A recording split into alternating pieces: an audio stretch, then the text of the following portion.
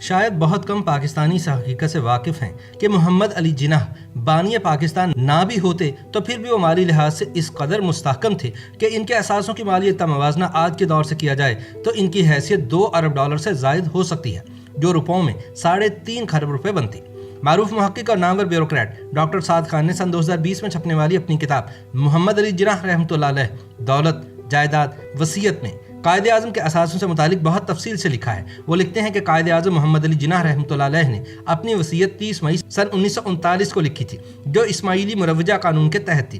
یہ قانون انہیں اپنی مرضی سے حصے متعین کرنے کی اجازت دیتا تھا۔ وصیت کے 2 حصے تھے۔ پہلا حصہ خاندان کے افراد سے متعلق ہے، جبکہ دوسرا پاکستان اور بھارت کے کئی اداروں کے نام اپنی وراثت چھوڑتا ہے۔ اس کے بعد قائد اعظم 9 سال تک زندہ رہے، پاکستان بھی بن گیا، مگر انہوں نے اپنے رشتہ داروں اور تعلیمی اداروں کے حصوں میں کوئی کمی بیشی نہیں کی۔ ان میں اسلامیہ کالج پشاور، سندھ مدرسۃ الاسلام، علی گڑھ مسلم یونیورسٹی، انجمن اسلام اسکول بمبئی، عربک کالج نئی دہلی اور یونیورسٹی آف بمبئی شامل تھے۔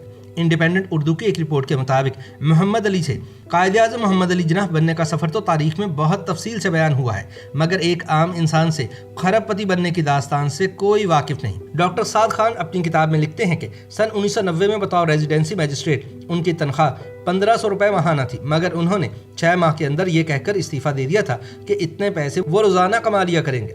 پھر وہ دن آ ہی گیا جب ان کا شمار ہندوستان کے قابل ترین اور مہنگے وکلاء میں کیا جاتا تھا۔ انہوں نے وکالت سے جو پیسے کمائے ان سے سرمایہ کاری کی۔ سن 1926 میں بمبئی ڈائنگ، ٹاٹا اسٹیل اور ٹراموے کمپنی میں ان کے حصص کی مالیت 14 لاکھ روپے تھی، جو آج کی کرنسی کے حساب سے 68 کروڑ روپے بنتی ہے۔ اس عرصے میں قائد اعظم کا شمار ہندوستان کے چوٹی کے 10 سرمایہ کاروں میں ہونے لگا تھا۔ اسی سال جب وہ اپنی پہلی بیگم رتی جناح کے ساتھ چھٹیاں منانے سری نگر کی ڈل جھیل گئے تو وہاں بیگم جناح نے 1 ہفتہ گزارنے کے لیے تیرتی کشتی کی تزئین و آرائش پر 50,000 روپے خرچ کر دیا۔ اس زمانے میں اس رقم سے کراچی یا لاہور کے پوش ایریا میں 4 کنال کا بنگلہ مل جاتا تھا۔ قائد اعظم اس زمانے میں کراچی، بمبئی، دہلی اور لاہور میں پرائم لوکیشنز پر انتہائی قیمتی جائیدادوں کے مالک بھی تھے۔ انہوں نے سب سے پہلے جو جائیداد خریدی وہ بمبئی میں لٹل گبز روڈ پر واقع ایک بنگلہ تھا۔ اس کے ساتھ 4 منزلہ عمارت میفر فلیٹ نامی تھی، جس میں 8 فلیٹ سے یہ عمارت انہوں نے خرید کر کرائے پر چڑھا دی، جسے انہوں نے سن 1943 میں 10 لاکھ میں فروخت کر کے کراچی اور لاہور میں جائیدادیں خریدی۔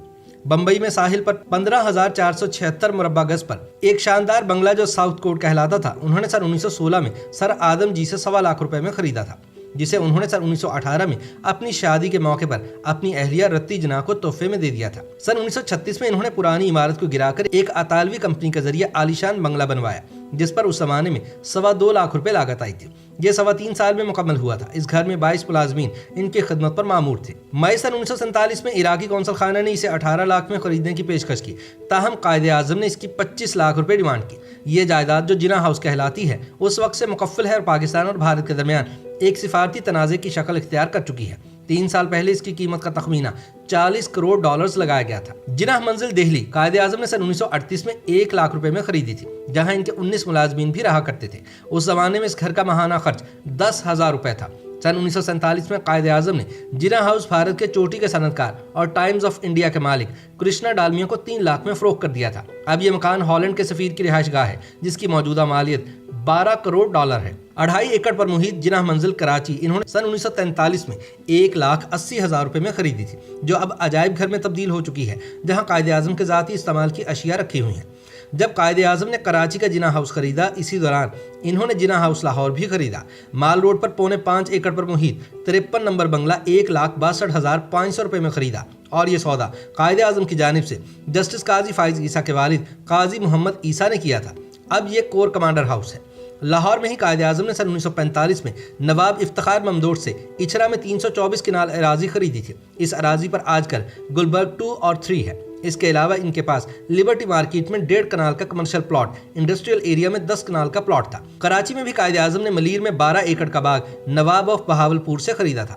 قائد اعظم نے کماڑی میں ساحل سمندر پر 20 ایکڑ خرید کر اس میں ہٹ بنوایا۔ یہ جگہ محترمہ فاطمہ جناح کی وفات کے بعد 1 کروڑ 11 لاکھ میں فروخت کر کے رقم قائد اعظم ٹرسٹ میں جمع کرا دی گئی۔ آئی چندی گڑھ روڈ پر تقریباً 4 کنال پر एक कमर्शियल प्लाजा भी इन्होंने खरीदा था जिसे बाद में मोहतरमा फातिमा जिन्ना ने दादा भाई को फरोख्त कर दिया था। अपनी वफात से 15 दिन पहले भी इन्होंने मैकलोड रोड पर मौजूद आई चंडीगढ़ रोड पर एक कमर्शियल बिल्डिंग 10 लाख में खरीदी थी। ये बिल्डिंग एक साल बाद मोहतरमा फातिमा जिन्ना ने एक बैंक को 16 लाख में फरोख्त कर दी, जिसमें आज स्टैंडर्ड चार्टर बैंक कायम है। फ्रेयर हाउस कराची में 10 कनाल का एक बंगला भी कायदे आजम की मुमकिन जायदादों में से है, जहां आजकल पार्क टावर नामी प्लाजा है। इसी फहरिस्त में सिविल लाइन नंबर 1 में 9 कनाल का बंगला भी आता है। याद रहे कि कायदे आजम ने 36 बरस की उम्र में ही मुख्तलिफ कंपनीज के हिस्से खरीदना शुरू कर दिए थे। इन्होंने सिंप्लेक्स मिल में 1,25,000 की सरमायाकारी की। आप इस मिल के तीसरे बड़े शेयर होल्डर थे। सन 1927 तक आप 11 बड़ी कंपनीज के हिस्से के मालिक बन चुके थे, जहां से आपको सालाना अच्छी खासी रकम बतौर मुनाफा मिल रही थी। 1943 से 1945 के दरमियान कायदे आजम ने मुख्तलिफ सनतों में 8 लाख से ज़ायद की सरमायाकारी की। बम्बई में वाक़ कायदे आजम के अजीमुशान बंगला साउथ कोर्ट को जब भारतीय हुकूमत पाकिस्तान के हवाले करने पर तैयार ना हुई तो हुकूमत ने मोहतरमा फातिमा जिन्ना को इसके बदले में मतरूका जायदाद मोहट्टा पैलेस अलॉट कर दिया। सन 1999 से इसे अजायब घर में तब्दील कर दिया गया है। कायदे आजम के 12 बैंक अकाउंट्स भी थे, जिनमें 4 बरतानिया में थे। तकसीम के बाद इन्होंने अपने तमाम खाते हबीब बैंक कराची में मुंतकिल कर दिए, जिनकी मालियत उस वक्त 62 लाख थी। 2 फरवरी सन 1948 को आपने बैंक से 61 लाख रुपए कर्जा हासिल किया, जिसमें 35,35,000 मुस्लिम लीग के हवाले कर दिए। 4 अगस्त को इन्होंने खराबी सेहत की बिना पर बैंक से कर्जे की मनसूखी इस्तदा की और न सिर्फ पूरे 61 लाख वापस कर दिए, बल्कि बैंक ने 1,07,658 रुपए और 12 आने का सूद भी कायदे आजम से वसूल किया। कायदे आजम के बतौर गवर्नर जनरल माहाना तनख्वाह 10,476 रुपए और 10 आने मुकर्रर हुई थी, जिसमें से 6,112 रुपए टैक्स कटौती के बाद आपको 4,304 रुपए और 10 आने मिलते थे।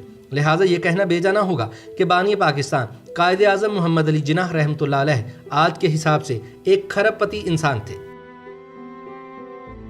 YouTube पर गूगली न्यूज देखने के लिए youtube.com की सर्च बार में गूगली न्यूज टीवी टाइप करें। गूगली न्यूज के पेज पर सुर्ख रंग के सब्सक्रिप्शन वाले बटन पर क्लिक करना ना भूलिए। YouTube पेज पर अपलोड होने वाली वीडियोस से बाखबर रहने के लिए बेल आइकन पर क्लिक कीजिए। आपको हर नई वीडियो के बारे में नोटिफिकेशन मौसूल हो जाएगा।